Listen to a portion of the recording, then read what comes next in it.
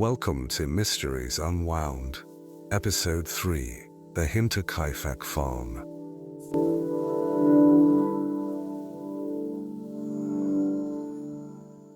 Welcome, I'm Maya. Tonight I'm joined by Walter, who spent the better part of 2 decades sifting through the cold cases of Weimar-era Bavaria. Walter, thanks for being here. Thanks for having me, Maya. Before we get to the case file, set the scene for me. Where are we exactly when this story starts? We're in Upper Bavaria, a hamlet near the village of Weidhofen, about 40 miles north of Munich. The farmstead itself sits roughly half a mile from the nearest neighbor, which, in 1922, may as well have been the moon. Half a mile of pine forest and snow. Snow on the ground, yes. Late March of that year, the thaw hadn't really come. The locals called the place Hinterkaifeck, a working farm, cattle, a barn, a stone farmhouse with an attic. 6 people lived there. 6. And by the morning of April 1st, all 6 are dead. All 6, though no one in the village knows that yet. The bodies aren't discovered for another 4 days. 4 days. Walk me through the discovery itself, because that's where most people first hear this story. April 4th, a Tuesday. 2 men come up the lane in the late morning. Neither has seen the family at Easter Mass on Sunday. The 7-year-old, little Cäzilia, hasn't shown up at school. So the village is already noticing they're absent. In a quiet, Bavarian, mind-your-own-business way, yes. The 2 men knock at the house. No answer. The barn door is open.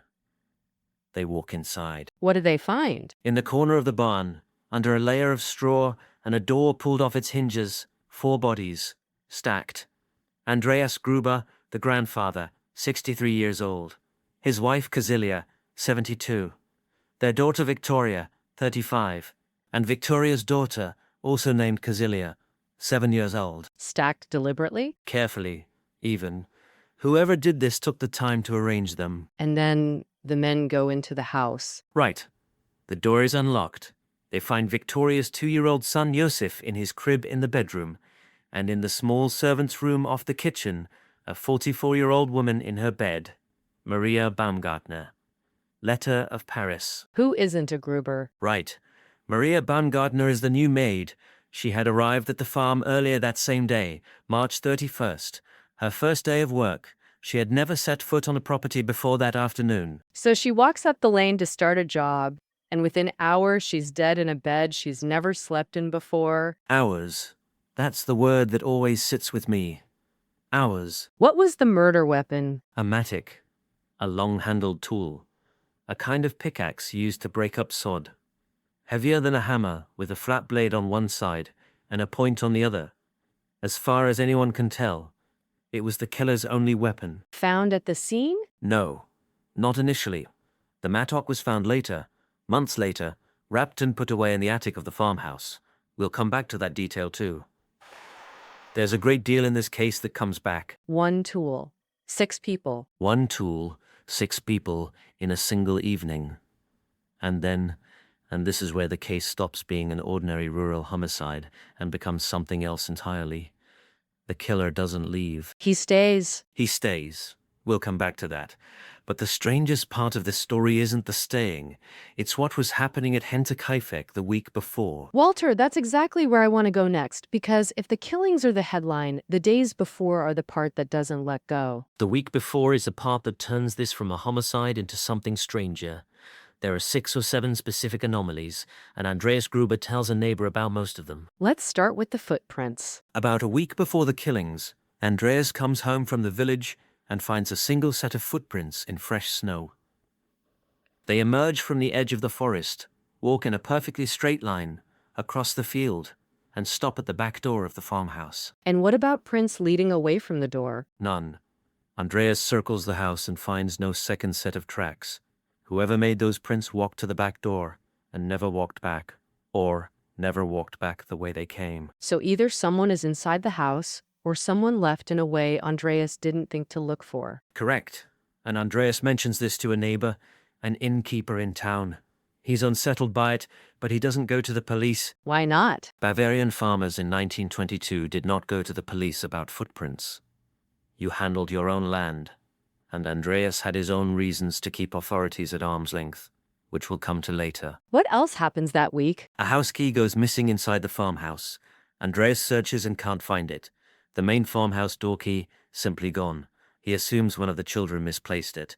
It doesn't turn up. And then there's the newspaper. One morning, on the kitchen table, there is a newspaper that no one in the family bought. Andreas asked his wife, asks Viktoria. None of them recognize it. None of them have been to town that day. Walter, that's the detail that makes my hair stand up. It's the most domestic of the anomalies, and in some ways the most invasive. A killer in the barn is a horror movie. A stranger reading the paper at your kitchen table is something else. What about the attic? Andreas hears footsteps in the attic at night, more than once. He climbs up with a lantern. He finds nothing. No person, no signs of disturbance. But the sounds continue. And there's a maid before Maria. There is. A young woman who had been working at Hinterkaifeck for some months. She quits, abruptly, weeks before the killings. She tells people in the village she could not stay any longer. She says, and this is the phrase that survives in the record, she says, "The farm is haunted." She uses that word. That's the phrase, yes. Whether she meant a literal supernatural presence, or whether it was the only vocabulary available for what she was sensing, we don't know. But she leaves, and she will not be replaced until Maria Baumgartner walks up that lane on March 31st. So all of these signs, the prints, a key, the newspaper, the attic, the maid, they're not random. They point in the same direction. Someone was on that property, possibly inside that house, in the days before. The strangest part of this case may not be the murders themselves. It may be the patient, methodical period of haunting that came first. Let's go to the night itself. What can we actually reconstruct about the evening of March 31st? What we know is largely inferred from the bodies and the snow and the layout of the buildings. The investigators in 1922 were diligent, but they were working with the forensic tools of their era, which is to say, very few. Where do we think it starts? The barn, almost certainly, sometime after dark. Andreas, the elder Cäzilia, Viktoria, and the 7-year-old Cäzilia walked out to the barn separately, or in pairs, over a span of minutes. Each was struck down with a mattock as they came through the door. One by one. In sequence, yes. The injuries to the 7-year-old suggest she lived for a short time after being struck. She was found with tufts of her own hair in her hands.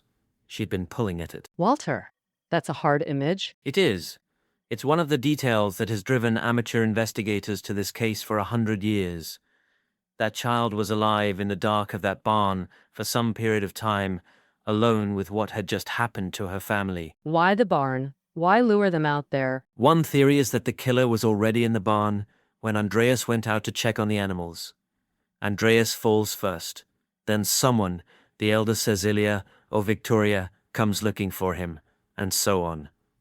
A second theory is that the killer was making noises in the barn deliberately, drawing them out one at a time. Like the noises in the attic the week before. Like the noises in the attic.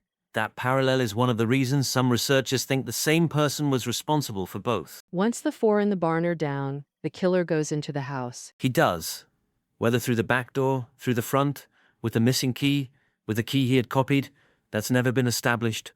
But he gets inside. He finds Josef, the 2-year-old, in his crib in the bedroom Viktoria shared with the children. Josef would have been asleep. Almost certainly asleep. He's killed in the crib. There is no indication he ever woke up. And then Maria Baumgartner, in the small servant's room off the kitchen. In her bed, on her first night in a bed she had never slept in before.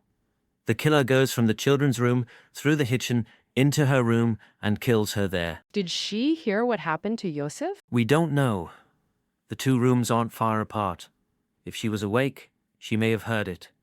If she was asleep, and remember she had traveled that day, started a new job, eaten supper with strangers, she may not have. The investigators couldn't determine. What about Maria's family? Anyone waiting for word from her? She was a widow.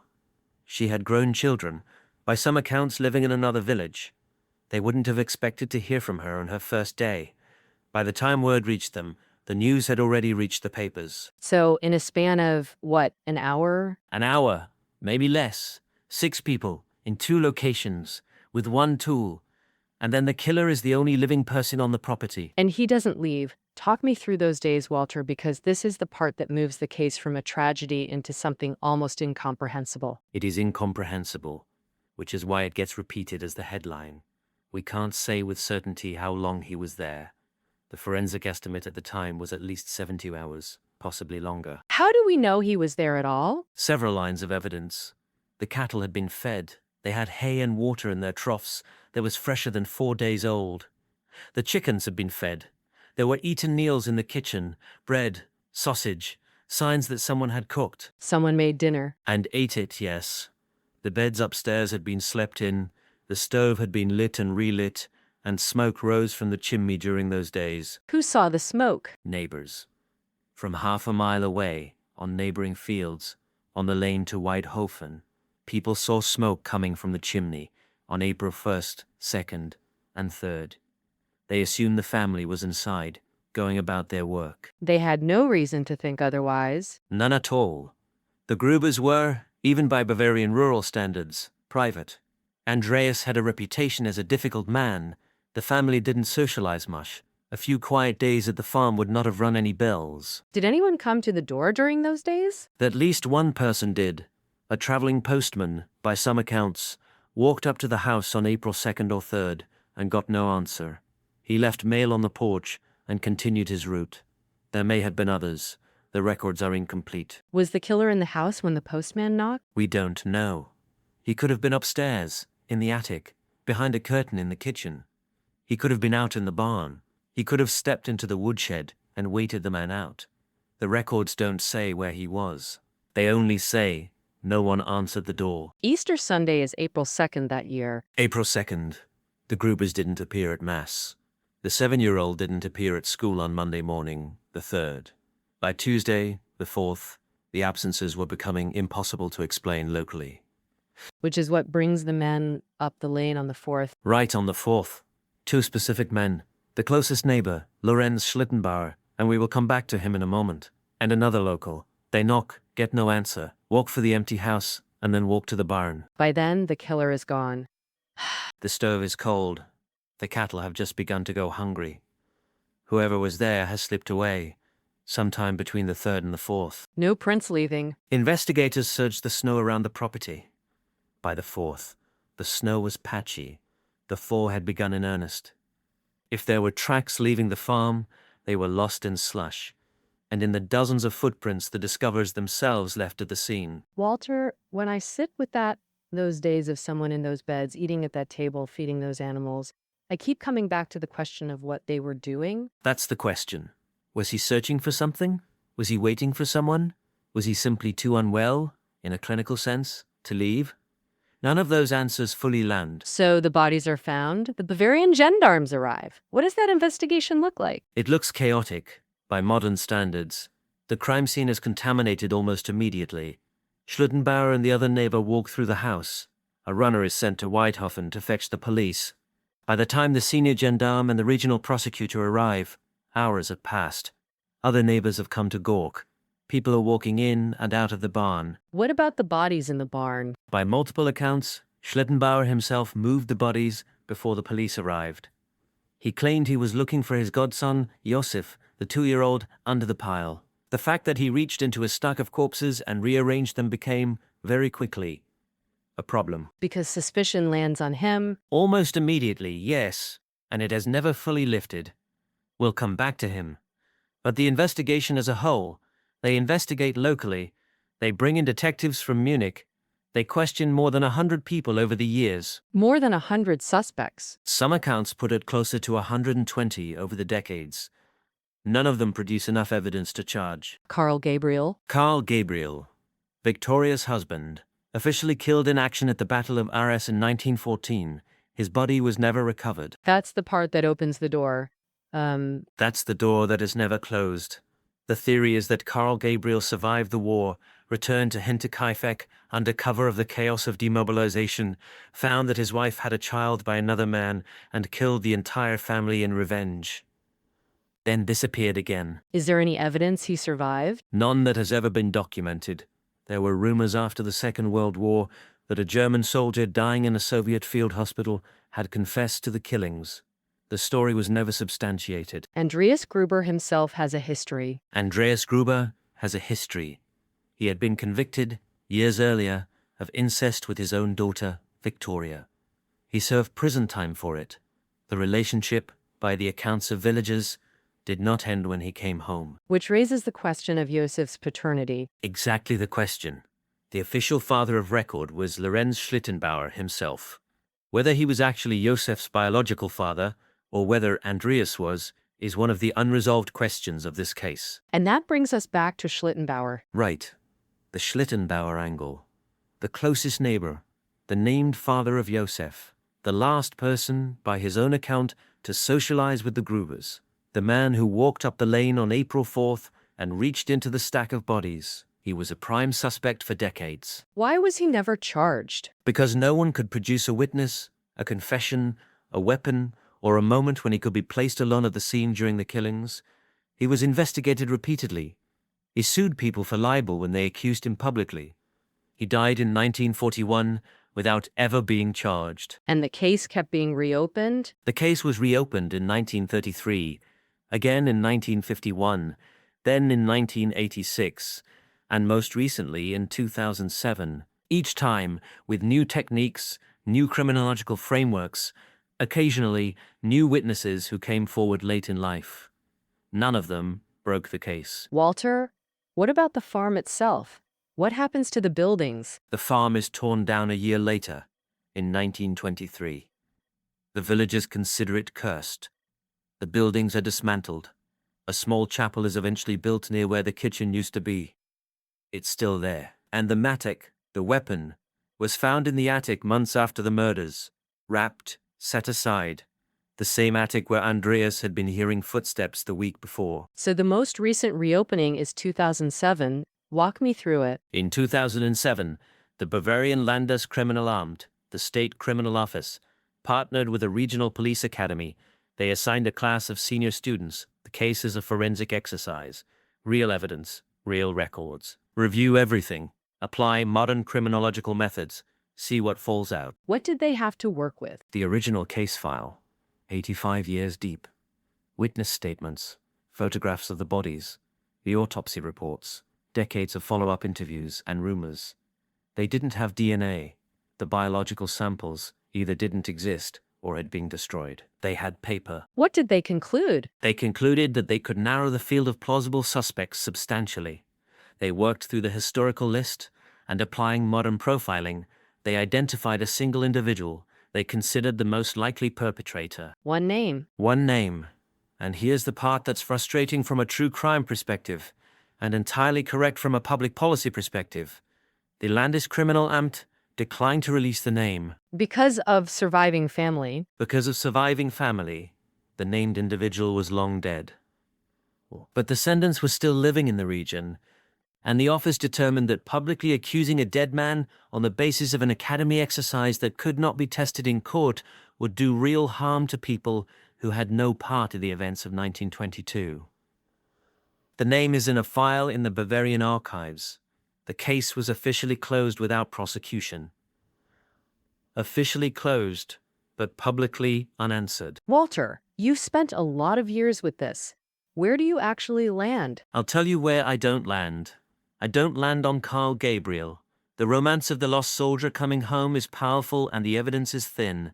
I don't land on Schlittenbauer either, though he is the suspect with the most circumstantial weight. Where does that leave you? It leaves me with the record, which is that on the night of March 31st, 1922, someone walked into a Bavarian farmhouse and a Bavarian barn, killed 6 people, including a 2-year-old child, stayed long enough to feed the cattle and eat the family's bread, and walked away.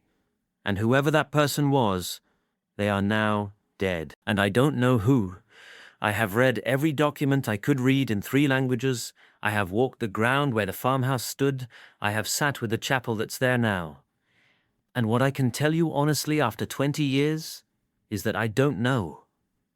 The case sits with me the way it sits with the Bavarian State Archives. Open, in the human sense, closed, on paper, and probably never to be answered. That's all we have time for tonight. Walter, thank you for sitting down with me. Always a pleasure. Thank you for having me, Maya. And to everyone listening, remember to like and follow, and stay curious. That's all we have time for tonight. Walter, thank you for sitting down with me. Always a pleasure. Thank you for having me, Maya. And to everyone listening, remember to like and follow, and stay curious.